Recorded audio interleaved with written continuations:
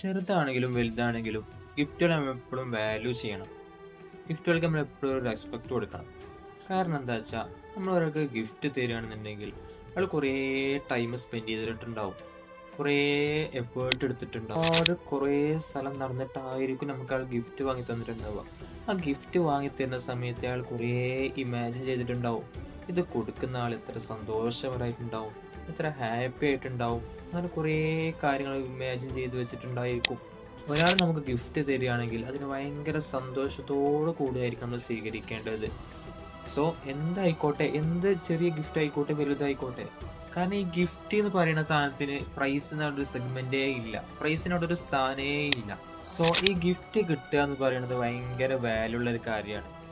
കാരണം എന്താ വെച്ചാൽ ഒരാൾ നമുക്ക് ഗിഫ്റ്റ് തരികയാണെങ്കിൽ അയാളുടെ മനസ്സിൽ നമുക്കൊരു വാല്യൂ ഉണ്ട്, അയാളുടെ മനസ്സിൽ നമുക്കൊരു സ്പേസ് വെച്ചിട്ടുണ്ട്, നമ്മളെ റെസ്പെക്ട് ചെയ്യുന്നുണ്ട്. ഈ ഗിഫ്റ്റ് എല്ലാവർക്കും കിട്ടിക്കോളുന്നില്ല, എല്ലാവരും ഗിഫ്റ്റ് കൊടുത്തോളന്നില്ല. ഇതൊക്കെ നമുക്ക് ബോധിപ്പിച്ച് തരുന്ന ഗിഫ്റ്റിലൂടെയാണ്. അത് നമ്മൾ ഇൻഡയറക്റ്റ് ആയിട്ട് നമുക്ക് ബോധിപ്പിച്ച് തരികയാണ് ഈ ഗിഫ്റ്റ് എന്നുള്ളത്. സോ നമ്മൾ ഗിഫ്റ്റിനെ എപ്പോഴും വാല്യൂ ചെയ്യണം, അതിനെ റെസ്പെക്ട് ചെയ്യണം, അതിനെ ഹാപ്പിനെസ്സോടെ സ്വീകരിക്കണം.